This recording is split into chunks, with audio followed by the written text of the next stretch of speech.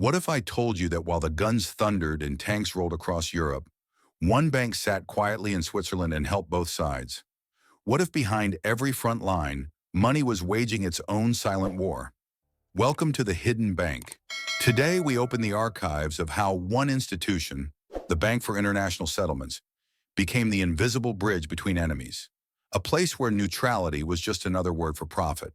A bank that moved gold and credit while the world burned. Because even in war, money never sleeps. Before a single shot is fired, a budget is written. Before the first soldier marches, a banker signs a loan. Every war begins not with weapons, but with numbers. War is a business, and its fuel is money. In the early 1930s, Europe was still bleeding from the Great Depression.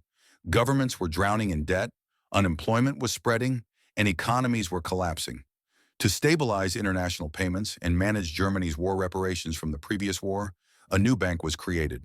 Basel, Switzerland, 1930. The Bank for International Settlements, or BIS. Its mission was to coordinate financial relations between nations. But soon it became something far greater. An invisible network connecting the world's central banks and eventually both sides of a coming world war. Those who control money control the outcome. And in 1930, the BIS quietly took that control.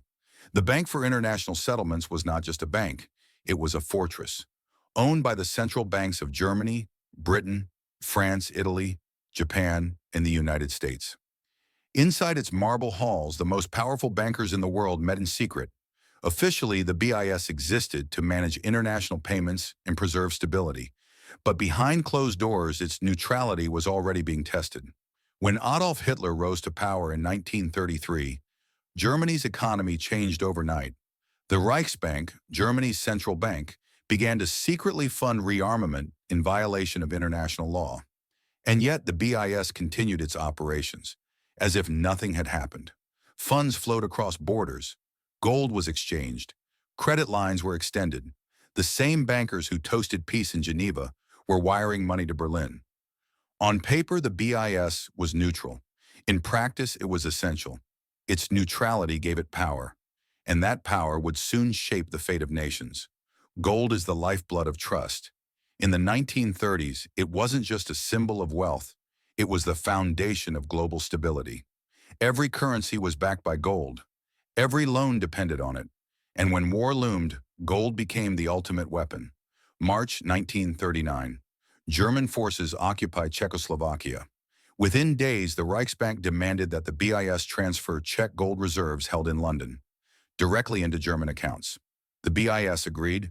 $35 million in gold moved with the stroke of a pen. To the world, Switzerland remained neutral, but to the victims of occupation, that neutrality felt like betrayal. The gold of Belgium, the Netherlands, and Poland soon followed. 3.7 tons of looted treasure passed through Basel, each bar stamped with the mark of a conquered nation. Was neutrality simply a mask for complicity? In the language of bankers, silence has always been golden. The more the world burned, the more valuable neutrality became. In the quiet rooms of Basel, surrounded by polished floors and ticking clocks, the business of war continued, politely, efficiently, profitably. While soldiers fell, the balance sheets grew. As the war machine expanded, so did its need for money. And the BIS, the quiet Swiss fortress, became a lifeline for the Reichsbank. Even as bombs fell across Europe, the accounts remained open. The BIS accepted payments from the German central bank, processed interest and balanced ledgers as if it were any other day in peacetime. For the men behind those marble walls, neutrality meant continuity. The trains might stop, the factories might burn, but gold had to keep moving. Between 1939 and 1945, the BIS handled millions in Nazi assets. Belgian and Dutch gold, seized by occupation forces, was deposited and transferred through Basel. Some of it would later be traced back to looted central bank reserves. Some of it would simply vanish into the labyrinth of accounts. Inside Germany, the Reichsbank coordinated an economy of plunder. Conquered nations were stripped of their reserves. Factories were dismantled, currencies erased, and every ounce of gold was sent west to be cleaned, melted, and restamped. By the time it left Switzerland, it was no longer the gold of Belgium or Czechoslovakia. It was simply gold, pure, anonymous, untraceable. The BIS did not ask questions. It recorded numbers, not morals. And for that, it survived every regime. Was neutrality still possible when money itself became a weapon? Perhaps it wasn't neutrality at all, but strategy. While Europe burned, Switzerland prospered, its borders closed, its mountains guarded, but its vaults wide open. Swiss banks, Credit Suisse, UBS, and dozens of private firms became the middlemen of wartime finance. Gold poured in from every direction: Nazi Germany, occupied France, even the Allies. The reason was simple: trust. Switzerland was neutral, and neutrality meant secrecy. For German officials, it was a way to hide looted wealth beyond Allied reach. For the Allies, it was a channel to fund resistance movements and intelligence operations. For Swiss bankers, it was business as usual. In Zurich, Geneva, and Basel, trainloads of gold arrived under diplomatic escort. Bars were melted, recast, and given new serial numbers. The origins disappeared, erased in smoke and molten metal. Some of that gold came from the Reichsbank's own vaults. Some came from individuals, victims of the Holocaust, stripped of their assets before deportation. Decades later, these transactions would spark international investigations and moral outrage. But at the time, the vault doors simply closed and the ledgers were signed. Neutrality was not free. It had a price, and Switzerland was paid handsomely for it. Across the Atlantic, another story was unfolding, one that few Americans knew. In 1924, the Union Banking Corporation was founded in New York. On paper, it was an investment bank with international ties. In reality, it was part of a network linking American capital to German industry. Its main partner was the Dutch bank voor Handel en Scheepvaart, owned by Fritz Thyssen, the German steel magnate who financed the early Nazi movement. Through this network, funds and shares flowed freely across borders, long after Hitler came to power.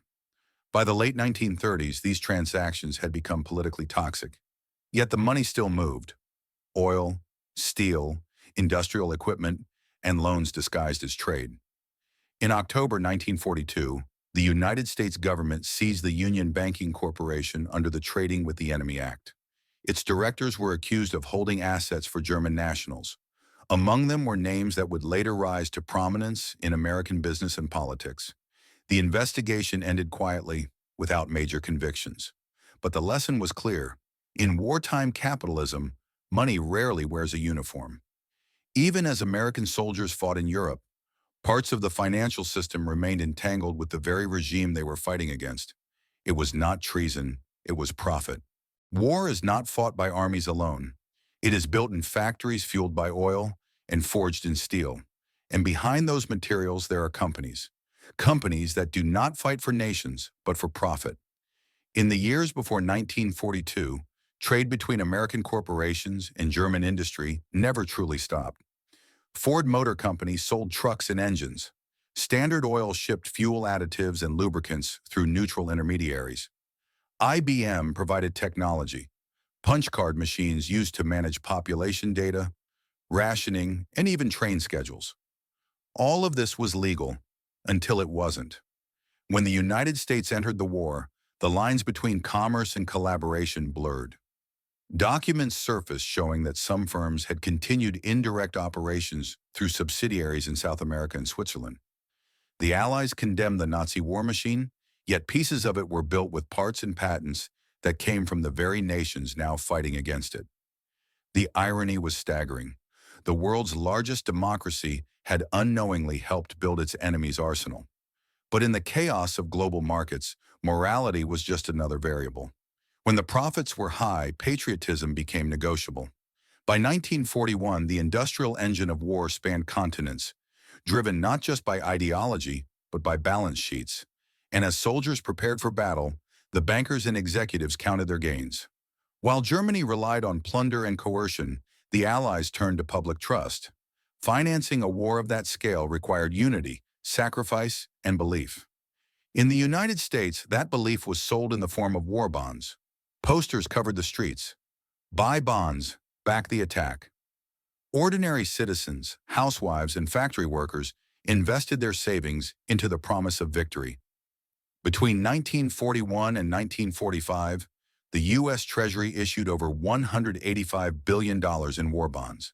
It was the largest public financing campaign in history. In Britain, the same story unfolded under different skies. The British government borrowed relentlessly, raising funds from the Commonwealth and the United States. By the end of the war, Britain's national debt had tripled, but it had survived. Money became a weapon as powerful as any artillery. It mobilized entire economies, fed millions, and kept the engines of war turning. Meanwhile, behind the curtain, the central banks coordinated the flow of credit. The Federal Reserve held interest rates low to encourage borrowing. The Bank of England managed gold reserves and loans between allied nations. Every transaction was another bullet, another tank, another bridge built to victory. War had become mathematics, a system of inputs and outcomes measured in dollars and lives. And as the Allies fought to preserve freedom, their ledgers filled with the same ink that financed the machines of death. The moral balance was no clearer than the financial one. In Washington, the Federal Reserve played a silent but decisive role. Its task was simple, to make sure the American government could always afford the war. But the method was anything but ordinary. The Treasury and the Fed worked hand in hand. The Fed purchased war bonds, maintained low interest rates, and controlled inflation through strict regulation. The economy shifted from civilian to military production almost overnight. Factories that once made cars now produced tanks and planes. Women entered the workforce in record numbers. Industrial output doubled within 3 years. This was not just an economic miracle. It was a new kind of warfare. The ability to print, lend, and allocate money became a strategic weapon. While the Axis powers relied on conquest and resource theft, the United States relied on its currency. The dollar, backed by confidence and gold, became the backbone of the Allied coalition. Even before the final shot was fired, the future of global finance was already being written in the vaults and ledgers of the Federal Reserve. By 1944, the American economy was producing half of the world's industrial goods. The war had transformed capitalism itself, from survival to supremacy. And when the dust settled, those who controlled the printing presses would control the peace. While the West fought its economic war with bonds and banks, the East moved to a different rhythm. In the Soviet Union, money was not a market instrument. It was a command. There were no stock exchanges, no private banks, no profit margins. Every resource, every factory, every worker was part of a single plan, the state plan. Instead of lending and interest, the Soviets relied on quotas and directives. Factories in the Urals, the Caucasus, and deep within Siberia worked day and night to feed the front. Steel, oil, ammunition, and food, all directed by the State Defense Committee. The Soviet banking system became a logistical machine. The State Bank of the USSR issued credits, but not for profit, for survival. Each ruble was assigned to a purpose, each ton of coal to a destination. Gold and foreign currency were tightly controlled. The Soviet government sold natural resources abroad, mainly to the Allies, in exchange for weapons, fuel, and machinery. This barter-like system kept the Eastern Front supplied, even when cities lay in ruins. The difference between East and West could not be greater. In New York, money flowed through interest rates. In Moscow, it flowed through orders and fear. And yet both systems were fighting the same enemy and financing the same global storm. Far from Berlin, far from London, another battlefield existed, one without soldiers or tanks.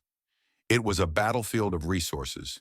The endless steppes of Central Asia became one of the Soviet Union's most vital lifelines. Kazakhstan, Uzbekistan, Kyrgyzstan, and other republics of the region supplied what the front could not live without: raw power. Copper from Zhezkazgan, uranium from the mountains of central Kazakhstan, oil and gas from the Caspian fields, grain from the vast plains of the steppe. Entire factories from the western parts of the Soviet Union were dismantled and moved east, to cities like Alma-Ata, Karaganda, and Tashkent. In these improvised industrial centers, millions of workers and evacuees built planes, tanks, and weapons. The war transformed Central Asia from a quiet frontier into an industrial heartland. Railroads stretched across deserts and mountains. Gulag labor camps provided cheap and brutal manpower. And in hidden vaults deep within the steppe, the Soviet state stored gold, fuel, and reserves, far from the reach of the German army. Few people in the world ever heard about this economic front, but without it, the Soviet Union might have fallen. The invisible veins of the war ran not only through Europe's banks, but through the sands and mines of Central Asia. In this forgotten corner of history, the true price of victory was measured not in money, but in human endurance. By 1943, the tide of war began to change. The German Reich was collapsing under its own weight. Its economy, once fueled by conquest, was now starving. Factories bombed, trade routes cut, and gold reserves drained. The Nazi machine was running on fumes. The BIS, which once managed German assets with discretion, began to shift its focus toward the Allies. The neutral tone of its meetings grew colder toward Berlin and warmer toward Washington and London. In Basel, the same men who once processed German gold now spoke of reconstruction, of rebuilding Europe, of post-war stability. Neutrality had served its purpose. It was time to choose the winning side. Inside Germany, panic set in. Officials smuggled art, currency, and bullion across the Alps into Swiss vaults, hoping to secure their fortunes before the fall. In the final months of the war, entire trains loaded with valuables disappeared into tunnels and warehouses across Austria and Switzerland. When the Allies advanced into Berlin in 1945, they found a nation bankrupt and broken. But somewhere, in the quiet corridors of Basel, the account still balanced. The war had changed hands. The flow of gold, once driven by conquest, was now redirected toward peace and profit. Those who had managed the money of war were ready to manage the money of recovery. And as the world prepared for peace, they were already designing the next financial order. The war was ending, but the financial battle had only just begun. In July 1944, delegates from 44 nations gathered in a quiet mountain town in New Hampshire. The world was exhausted, yet determined to rebuild. This meeting would define the next century of money. It was called the Bretton Woods Conference. Inside the hotel where the delegates met, two new institutions were born: the International Monetary Fund and the World Bank. Their purpose was to prevent another economic collapse like the one that had led to war, to regulate currencies, stabilize trade, and rebuild nations. For the first time, the United States dollar became the center of global finance. Every major currency was pegged to it, and the dollar itself was backed by gold. The age of American financial dominance had begun, but not everyone was welcome in this new order. The Bank for International Settlements, the same institution that had transferred gold to Nazi Germany, faced calls for its dissolution. The delegates debated whether such a bank should even exist in a post-war world. But the central bankers of the United States and Britain argued that it was still useful. And so quietly, the BIS survived. It rebranded itself as a technical and cooperative body, far removed from its wartime controversies. Its marble halls were cleaned, its archives sealed, and its reputation restored. Once again, it adapted, as it always had. Wars may end, but banks endure. When the guns went silent in 1945, the bills arrived. Nations were rebuilt, but at a cost greater than anyone could measure. Europe lay in ruins. Its people were hungry, its industries destroyed, its currencies worthless. The United States launched the Marshall Plan, sending billions of dollars in aid to rebuild Western Europe. But aid always came with influence. The new money flowed westward, and so did power. The dollar replaced the pound as the global standard. In Germany, the Reichsbank was dismantled, and its officials were tried at Nuremberg for crimes of theft and plunder. Some faced prison. Others quietly returned to the world of finance after the trials ended. In Switzerland, moral reckoning arrived late. For decades, the truth about Nazi gold remained hidden behind the walls of Swiss banks. Only in the 1990s did the world learn how deep the complicity ran. How many unclaimed accounts belonged to Holocaust victims? How much gold had passed through those discreet vaults? The same institutions that had once claimed neutrality were forced to pay restitution. Money changed hands again, this time in the name of justice. But justice, like profit, was unevenly distributed. Ordinary citizens carried the weight of post-war debt through taxes and inflation. While governments rebuilt, the people paid. The financial war had no heroes, only survivors. And as the world returned to peace, a new kind of conflict began, invisible, digital, and global. The battleground has changed, the weapons have evolved, but the war for control of money, never ended. In our time, the guns are silent, but the sanctions speak. A nation can now be crippled not by bombs, but by bank codes. Entire economies can be cut off with a single command, disconnected from the global payment system, frozen out of trade. This is financial warfare. It is fought through interest rates, digital currencies, and invisible networks of capital. When one country imposes sanctions, it is not diplomacy, it is combat. The same systems created to stabilize the world after World War II are now used as instruments of pressure and power. The International Monetary Fund, the World Bank, and the BIS still sit at the heart of global finance. But their mission has changed. Stability has become strategy. Neutrality has become leverage. In the 21st century, battles are no longer fought for land, but for liquidity. Wars are waged with algorithms, stock trades, and cyber attacks. The front line is the balance sheet, and the soldiers are economists, coders, and bankers. When a country's currency collapses, its society follows. And when money disappears, chaos begins. History has shown it again and again, from Weimar Germany to the modern crises of debt and inflation. Money builds nations, and money destroys them. In the years that followed the war, the world promised transparency. Regulations were written, committees were formed, and the banks swore they had learned their lesson. But history has a short memory, and secrecy always finds a way back. Today, offshore accounts hold trillions of dollars beyond the reach of law. Private vaults in Zurich, London, and Singapore guard fortunes whose origins no one questions. Shadow funds cross borders through encrypted systems, moving faster than any government can track. It is no longer gold that moves, it is data. It is not trains full of treasure anymore, but numbers, invisible and silent, shifting across the digital world. And just like in the 1930s, neutrality still has a price. A modern banker can serve a dictator and a democracy on the same day, as long as the fees are paid. The language of money remains universal, unjudging, cold. Every decade, the world invents new words for the same old things: privacy, security, discretion. But behind them lies the same truth: secrecy is profitable. The hidden banks of our time no longer stand in Basel or Zurich. They exist in clouds, servers, and shell companies. Their walls are made of firewalls. Their safes are passwords. And once again, money flows quietly between enemies. Unseen, unspoken, unstoppable. History has come full circle. The world still fights wars, not only with weapons but with wires. The battlefield has gone digital, but the story remains the same.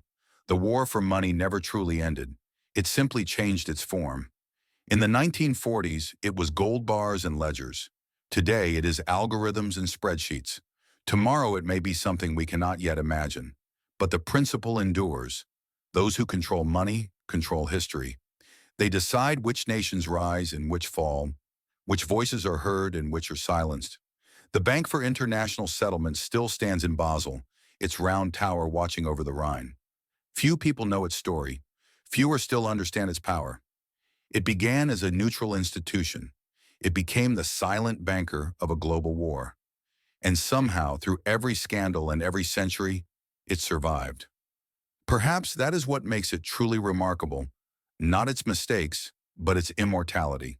The next time someone tells you that war is about bullets and bombs, remember this: it is also about ledgers and loans, about vaults and values, about choices made in rooms without windows, where silence costs more than gold. This was the Hidden Bank, the story of how one institution financed both sides of the world's deadliest conflict, and how its legacy still shapes the battles we fight today. If you want to uncover more stories of money, power, and history, subscribe to the Hidden Bank, because the past is never truly past, and somewhere, another vault is waiting to be opened.